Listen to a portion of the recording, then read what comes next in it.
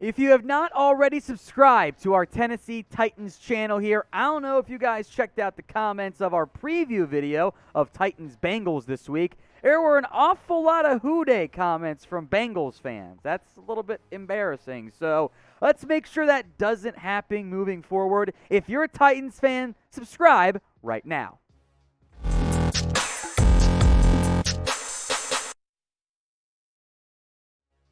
I'm Tom Downey here for Tennessee Titans today with the latest on Tennessee and a heavy focus here on the playoffs and the upcoming game against the Cincinnati Bengals. Injury focus here big as well. First up, Derrick Henry. He has apparently passed the contact practice test that he underwent for Tennessee, even speaking with the media after practice. Now, officially, Derrick Henry has not been activated from the designated to return from IR list. However, the Titans still have time to do so. He's able to practice until then, and I would be very surprised if Henry is not activated in time for Saturday's game. I mean, when you're letting him talk to the media, it's a pretty good sign he's going to be out there, I believe. Here's what Henry had to say.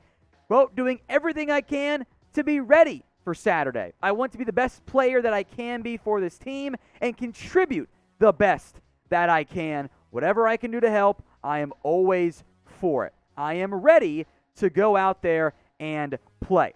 Now, I would bet all of my money that Derrick Henry is going to play. I believe that he said he had a plate in his foot as well, which it's not that uncommon for a Jones fracture to have something in that mold. It is a steel plate in his foot. It's not like it's a giant plate consuming the whole foot, right? But it is in there, and that will be noteworthy. How he manages that, I think, will be some pain as part of that. That's the only difference Henry said that he had. I do think for Tennessee, because this is the playoffs and not Week 18 against the lowly Texans team, I think Derrick Henry plays, and I think he gets a pretty good workload as well, because no disrespect meant to Deonta Foreman or Dontrell Hilliard, Derrick Henry is your guy on this offense. He is the focal point of this ground game and of this team. They gave him the ball 219 times in half a season. Like, he was trending towards approaching 400 carries. You know, he was not going to get there. They would have dialed back that number, but he almost went for 1,000 yards in half a season. Tennessee, I think, will use him heavily against the Bengals defense that, as good as DJ Reader is, I think can be beat, and was beat a little bit by Josh Jacobs in the wild card round. So assuming Derrick Henry plays like I think we all are here, how many yards will Derrick Henry run for? 50, 100, 150? This is the pinned comment on today's video. So if the ad break comes here on YouTube, take advantage of it, head down, and let me know what you think. Let's talk about Jackrabbit Jenkins here, the talented veteran corner of the roster. Red flag going off here for Tennessee. Jenkins, who did participate at practice on Tuesday, did not participate on Wednesday, and that is a significant development here for Jenkins. That is a new addition to the injury report. Did not practice, or practiced on Tuesday, did not on Wednesday. We'll see about Thursday. I'll make note. This is concerning to go from not on the injury report to suddenly on it, although Jenkins did go full DNP limited in Week 18. Now, the schedule changed a little bit. This is their Thursday typical practice, even though it went down on Wednesday because the game is on a Saturday instead of a Sunday this week. But this is one we'll have to monitor closely tomorrow for Tennessee. Jenkins has not been prime Jackrabbit Jenkins so far this season. Not bad, I wouldn't say. A little high on the yards, high on the touchdowns, but he's not this team's number one corner. That's okay in the end.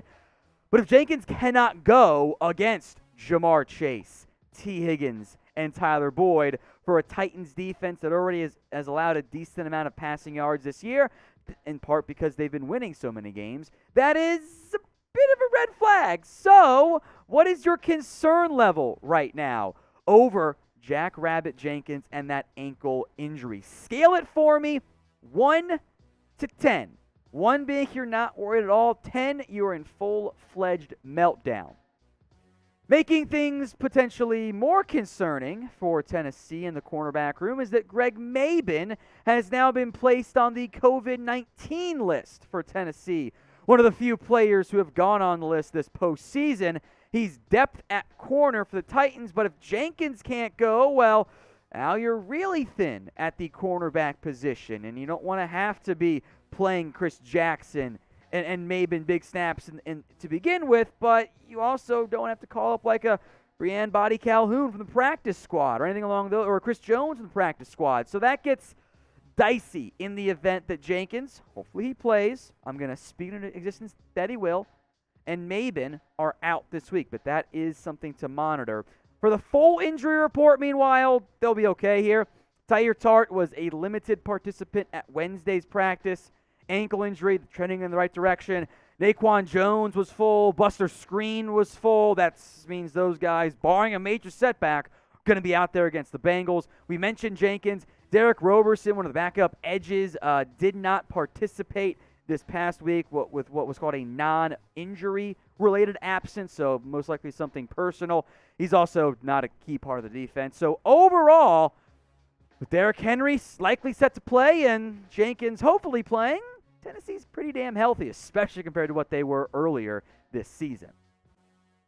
Today's show is powered by our sportsbook partner, BetUS. Head over to chatsports.com/bet and use the promo code you see on screen, chat125. It'll get you a 125% deposit bonus. It's simple. Put down $100, boom, extra 125 for free coming your way. Bet on all the playoff games and probably Tennessee in particular. This line might change closer to kick, but it's 3.5 points in favor of the Titans for the time being. So if you feel good about a particular playoff game, Tennessee or otherwise, take advantage of that BetUS deal we've got for you guys. 125% deposit bonus at chatsports.com/bet when you use promo code chat125.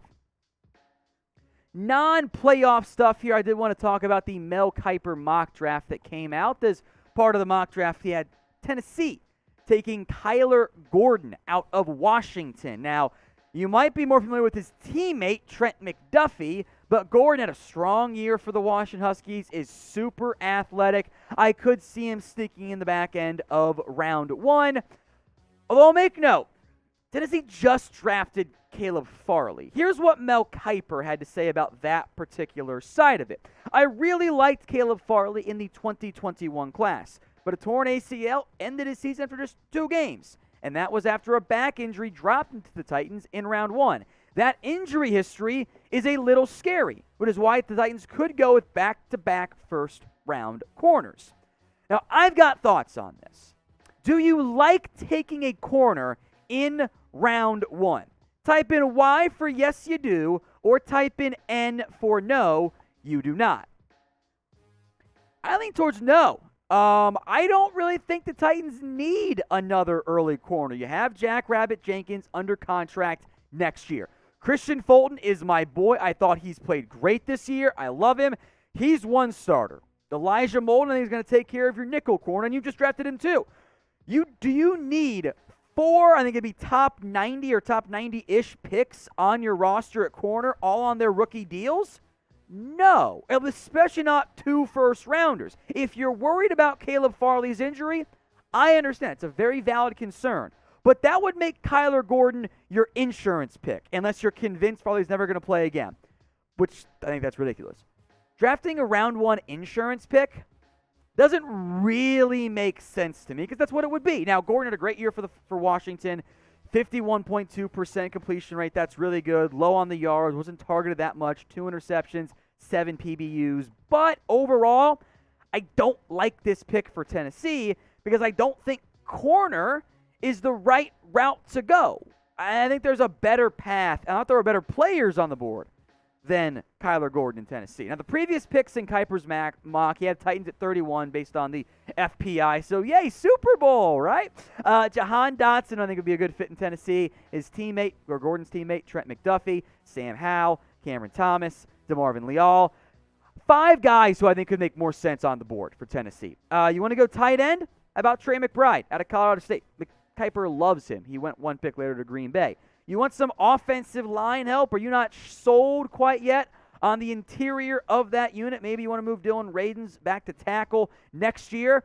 Maybe you want to potentially look at other options over maybe Roger Saffold's too old for you. Maybe you don't trust Nate Davis. I'm not quite there yet, but Kenyon Green would be a great pick in round 1 for offensive line help.